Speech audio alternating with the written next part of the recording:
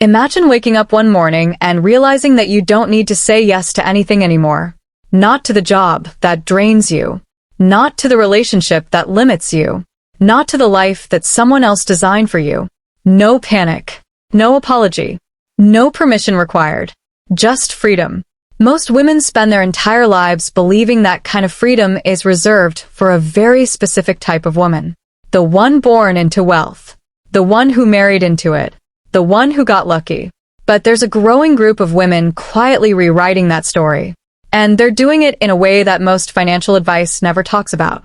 Picture yourself 5 years from now. You have a savings account that doesn't make you anxious when you look at it. You have investments that work while you sleep.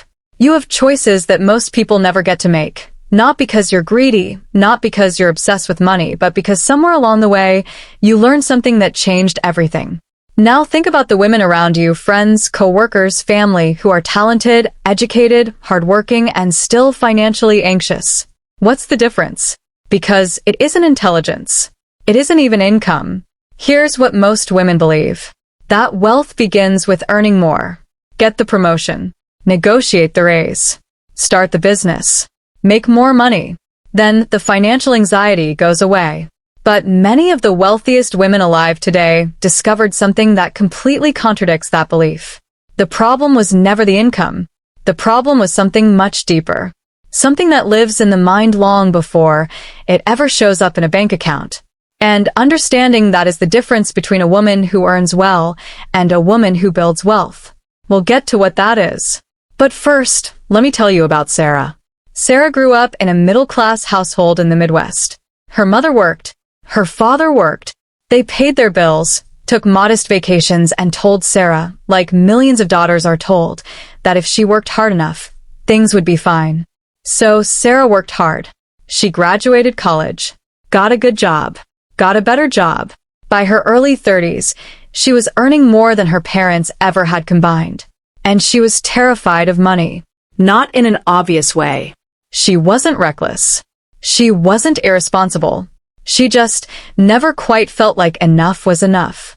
Every raise brought brief relief, followed by a quiet return of the same underlying anxiety. Her wardrobe grew. Her apartment grew. Her subscriptions, her vacations, her sense of what a normal life costs. All of it grew. And her savings stayed almost exactly the same. By the time Sarah sat down with a financial coach at 35, she said something that stuck. She said, I think I've been spending money to feel like I've arrived somewhere. But no matter what I buy, I never actually feel like I've arrived. That sentence is more important than any savings rate or investment strategy. Because Sarah had discovered the real reason most women struggle with wealth, and it has almost nothing to do with money. Behavioral economists have studied this pattern for decades. There's a psychological mechanism called lifestyle inflation, and it's one of the most invisible traps in modern life. As income rises, spending rises to match it, sometimes faster. But here's what makes it uniquely complicated for women. Women, far more than men, are socialized to express identity through consumption. Clothing, home decor, beauty, hospitality, these aren't just purchases. They are social signals. They communicate belonging, success, taste, care. And when spending becomes the language of identity, saving feels like deprivation, not strategy. Wealthy women figured out how to separate those two things. They found a different way to feel successful that didn't require spending to prove it. But that's only part of the equation. Because what wealthy women understand about money goes even further than mindset. There's a phrase you'll hear in conversations with financially independent women over and over again. I stopped trying to look wealthy and started trying to become wealthy. That shift sounds simple. It is not simple. Because the pressure to look a certain way, to signal success through what you wear, where you live, what car you drive, where you vacation, is not imaginary. It is social. It is real. And it is expensive. The women who break out of that pressure don't necessarily earn more. They stop performing wealth and start building it. And here's where the first real insight lives. Wealthy women are obsessive about one thing most women ignore. Not income. Not budgeting. The gap. the gap between what comes in and what goes out. A woman earning $60,000 and protecting a $15,000 gap is building more wealth than a woman earning $150,000 with a $5,000 gap. That's not a math lesson. That's a values question. What do you actually want your money to do for you? And answering that question honestly requires something that most financial advice skips entirely. Let's talk about two women, both real archetypes. We'll call them Maya and Diana. Maya earns $95,000 a year. She lives in a beautiful apartment in a great neighborhood. She dresses well. She travels. Her Instagram looks effortlessly expensive. Her friends assume she's doing great. Maya has $3,000 in savings and carries a credit card balance she doesn't talk about. Diana earns $78,000 a year. She lives in a smaller apartment. She drives a car that's 7 years old. She doesn't vacation expensively. Her Instagram is quiet. Diana has $80,000 invested, a 6-month emergency fund, and is on track to retire a decade before most of her peers. Here's the part that matters most. Maya and Diana were once roommates. They came from the same background. They had access to the same information. They faced similar life pressures. The difference wasn't knowledge. The difference was identity.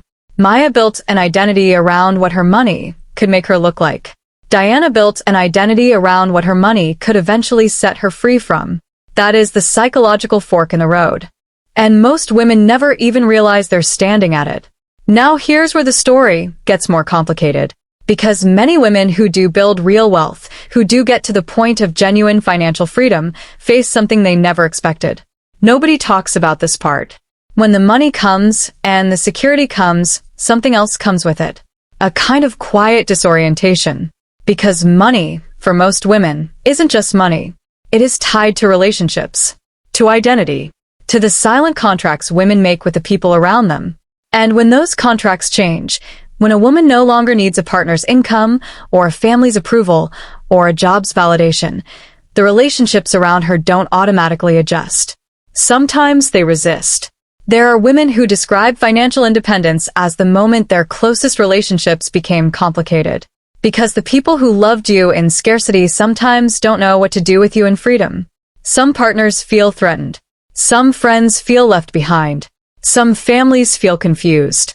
Wealthy women don't just learn to manage money. They learn to manage the identity shift that comes with it.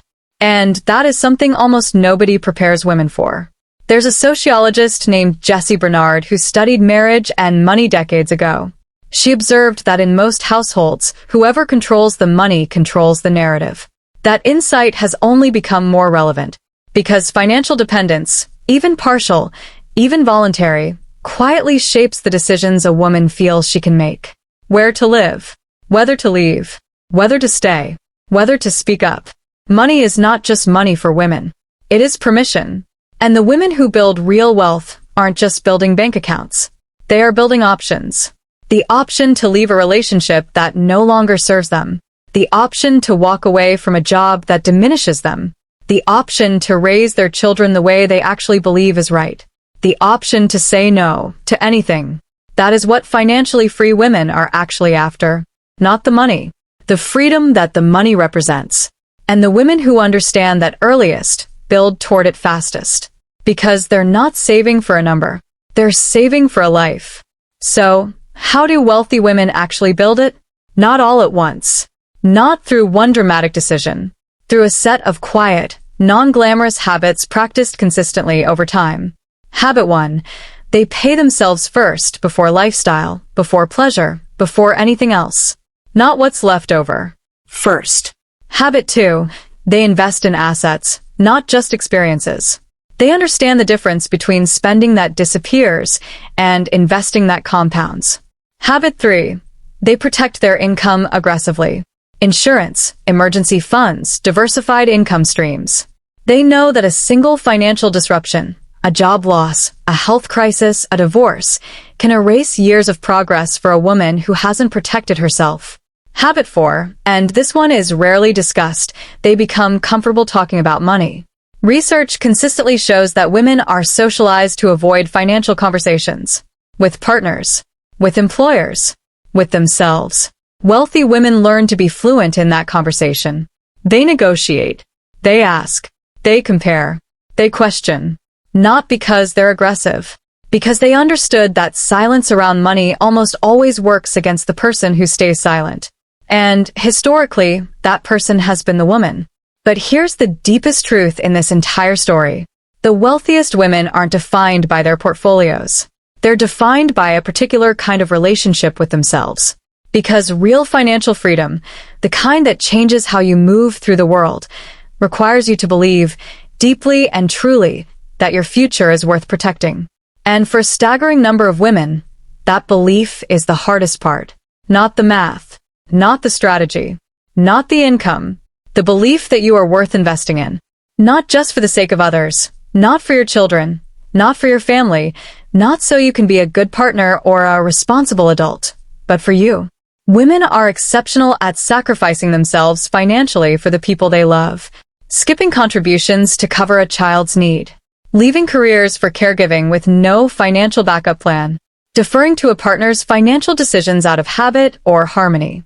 Wealthy women don't love their families less. They simply learned that a woman with no financial foundation eventually becomes a burden, financial, emotional, practical, to the very people she sacrificed for. Protecting yourself is not selfishness. It is sustainability. So, what do wealthy women know? They know that money is not the goal. Money is the vehicle. They know that the anxiety most women feel around money isn't a personality flaw. It's the predictable result of a culture that taught women to be beautiful, agreeable, supportive, and modest, but never taught them to be financially formidable. They know that building wealth isn't about becoming a different person. It's about becoming the fullest version of yourself. A woman who doesn't flinch when her lease ends.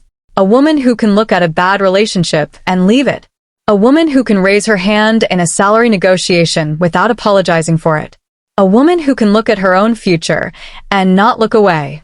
The wealthy women got there because somewhere along the way, someone or something made them believe that their future was worth fighting for. And they fought for it quietly. Not with flash. Not with performance. Not with the appearance of wealth. With discipline. With patience. With the radical belief that they deserved to be okay. That belief is available to every woman watching this right now. The only question is when you decide to claim it.